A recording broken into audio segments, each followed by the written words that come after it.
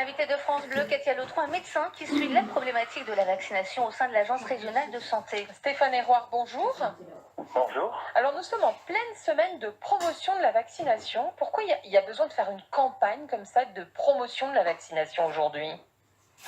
Alors, en fait, la semaine européenne de la vaccination, c'est une semaine qui se déroule chaque année, qui permet de faire le point sur la vaccination, puisqu'il y a des évolutions régulièrement, des nouveaux vaccins, des nouvelles recommandations. Et cette année, particulièrement en Normandie comme dans la France, c'était important de parler vaccination du fait de l'évolution des recommandations avec l'introduction d'une obligation sur 11 nouveaux vaccins pour les enfants de moins de 2 ans. Oui, et puis il y a une suspicion grandissante, on le sait, on l'a beaucoup relayé sur cette antenne, notamment de la part de certains parents vis-à-vis des enfants qui aujourd'hui ne veulent plus faire vacciner leurs petits.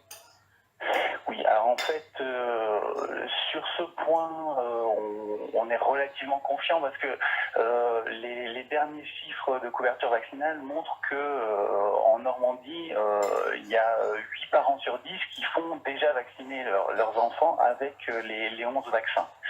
Les 11 vaccins qui sont obligatoires. Avant, il y en avait 3, plus 8 recommandés. Oui. Et la majorité des parents faisaient déjà vacciner leurs enfants avec ces 11 vaccins. Est-ce que vous comprenez quand même la minorité, j'allais dire, puisqu'elle existe, on les entend. Vous comprenez ça, cette réticence aujourd'hui ? Alors effectivement, il y a des personnes qui se posent des questions, donc ça représente à peu près 2 personnes sur 10. Elles se posent des questions et malheureusement, elles ne se font pas vacciner, ce qui pose un problème pour l'ensemble de la communauté. Il y a des risques, oui, c'est ça. Voilà. Donc en fait l'obligation c'est pour lever ces doutes, c'est l'État qui prend la responsabilité d'imposer cette vaccination à tout le monde, y compris à ceux qui avaient des doutes, pour que tout le monde puisse bénéficier des effets positifs de la vaccination et notamment permettre d'éradiquer certaines maladies. D'ailleurs, on en voit qui reviennent, la rougeole, là, récemment on en a parlé, un retour de cette maladie. Il y a des mesures qui sont prises par les autorités par rapport à ce risque ? Absolument. Donc effectivement, la rougeole, c'est un bon exemple d'une maladie qu'on ne voyait quasiment plus et qui revient parce que justement il nous manque quelques personnes qui ne sont pas vaccinées. Actuellement en Normandie, on est à une quinzaine de cas depuis le début de l'année, alors que normalement on n'en voit aucun. Donc au niveau de l'Agence régionale de santé, nous avons fait une communication très large auprès des parents, des écoles. Oui. Voilà, absolument. Un message qui a été diffusé par l'Éducation nationale, les hôpitaux, le grand public. Donc la recommandation est très simple. Pour les personnes qui n'ont jamais eu la rougeole et qui ne sont pas vaccinées avec 2 doses de vaccin, la recommandation c'est d'aller chez son médecin traitant pour se faire vacciner avant que l'épidémie ne soit installée dans la région. Une dernière question très rapidement, Stéphane Héroard. Quand on a un grand âge comme moi ou Stéphanie, on ne sait plus où est le carnet de santé, on ne sait plus du tout où on en est. Est-ce qu'il ne faudrait pas quelque chose d'informatisé ? Alors, il existe un carnet de vaccination informatisé. Vous pouvez vous renseigner auprès de votre pharmacien ou de votre médecin pour en connaître les modalités. Ça se fait sur Internet.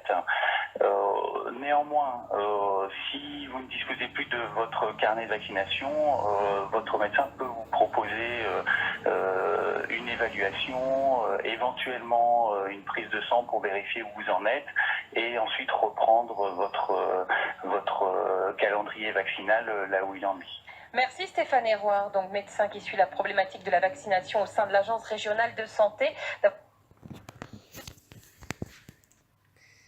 France Inter, santé polémique avec le docteur Dominique Dupagne. Attention, je vais piquer. Bonjour Dominique. Bonjour Daniel. Alors que vous inspire la semaine de la vaccination qui a débuté lundi ? Je ne sais pas si vous avez remarqué Daniel, mais il y a une hiérarchie dans ce type d'opération médiatique. Vous avez la journée de la femme ou de la terre, la semaine du cerveau ou celle de la vaccination et le mois du blanc pour le linge et le mois du rose pour le cancer du sein. Et l'année du chien. Oui, ça c'est l'horoscope chinois. Ah oui, on sait bien. Revenons à la semaine de la vaccination. Donc elle est organisée depuis 10 ans par l'OMS, l'Organisation mondiale de la santé. Et cette année, elle est dédiée à la vaccination du nourrisson. La France a décidé de mettre l'accent sur l'information, car 11 vaccinations pédiatriques ont été rendues obligatoires par la loi du 30 décembre 2017. Alors nous avons le triste privilège d'être le pays où la défiance vis-à-vis des vaccins est la plus importante. L'IFOP a réalisé en 2017 un sondage pour évaluer l'adhésion des Français aux théories complotistes. Le résultat est assez hallucinant quand même. Si seulement 9% des sondés pensent que la Terre pourrait être plate, plus de la moitié adhèrent à la théorie suivante. Le ministère de la Santé est de mèche avec l'industrie pharmaceutique pour cacher au grand public la réalité sur la nocivité des vaccins. Alors, je répète parce que c'est quand même énorme, hein. Dans ce sondage tout à fait sérieux, plus de la moitié des sondés pensent que le ministère de la Santé est de mèche avec l'industrie pharmaceutique pour cacher au grand public la réalité sur la nocivité des vaccins. C'est vrai que ça fait peur. Ouais, mais en fait, qu'est-ce qui fait peur d'ailleurs? Je crois pas que les Français soient plus bêtes ou plus crédules que les autres, hein. Et puis, bon, les théories complotistes antivaccinales, ça existe dans toutes les langues. En fait, ce désastre, il illustre tout simplement la faillite de notre politique d'information sur les vaccins. Alors, on a déjà parlé ici, dans cette émission, du livre de référence sur le sujet, celui de la journaliste scientifique Lise Barnéou, dont le titre est « Immunisé ». Elle y parle dans l'épilogue de ses contacts avec les scientifiques lors de son enquête. Et ce qui l'a frappé, c'est leur unanimité pour lui suggérer de mettre en avant les succès les plus symboliques de la vaccination, mais d'occulter les rares problèmes posés par les vaccins au prétexte que ça risquerait, je cite, de brouiller le message. Alors, je reconnais bien là l'attitude paternaliste franchouillarde qui consiste à croire le public trop bête pour comprendre les controverses scientifiques. Vous y allez fort, hein, Dominique? Ouais, mais non, mais c'est grave quand même, parce que le résultat, on le voit dans ce sondage, une défiance croissante, profonde, que l'obligation vaccinale va encore renforcer. Alors, nous savons aussi que cette défiance a explosé pendant la campagne de vaccination antigrippale de 2009, car les Français ont réalisé qu'on leur avait menti pour les persuader de se vacciner contre la future et terrible grippe H1N1. Ça laisse des traces. Eh bien, j'ai pas peur d'affirmer que si la désaffection des Français pour les vaccins fait des victimes à l'avenir, obligation vaccinale ou pas, la politique d'information paternaliste de nos autorités sanitaires en sera tout aussi responsable que les théories complotistes. Dans la postface de son livre, Lise Barnéou cite Condorcet, qui écrivait en 1793 « On a besoin d'enchaîner les hommes à la raison par la précision des idées et par la rigueur des preuves. » Voilà à méditer. Merci Dominique Dupagne. À bientôt. Et à jeudi prochain. France Inter, santé polémique avec le docteur Dominique Dupagne. Attention, je vais piquer. Bonjour Dominique. Bonjour Daniel. Alors, que vous inspire la semaine de la vaccination qui a débuté lundi?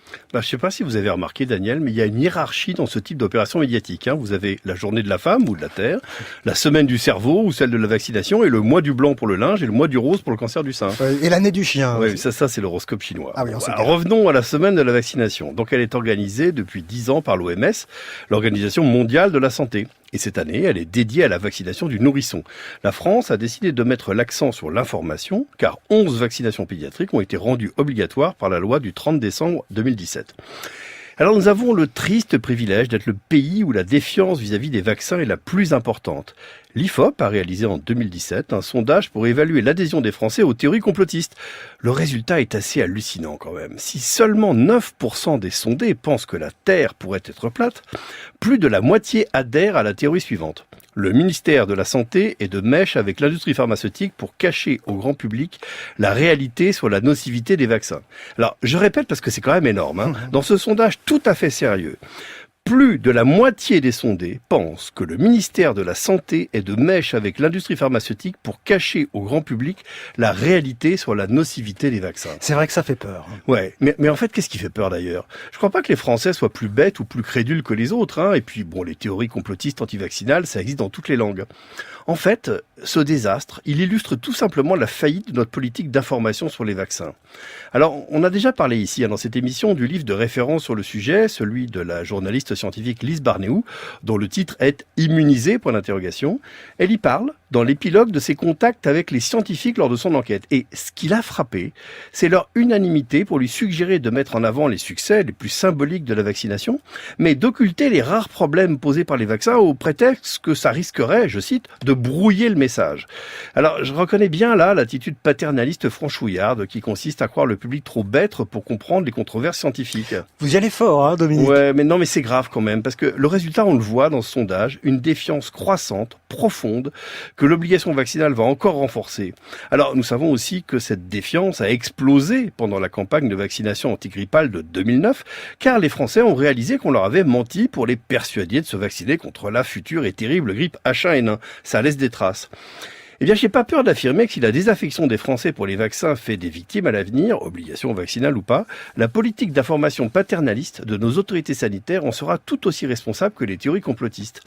Dans la postface de son livre, Lise Barnéot cite Condorcet, qui écrivait en 1793 « On a besoin d'enchaîner les hommes à la raison par la précision des idées et par la rigueur des preuves. » Voilà à méditer. Merci Dominique Dupagne. À bientôt. Et à jeudi prochain.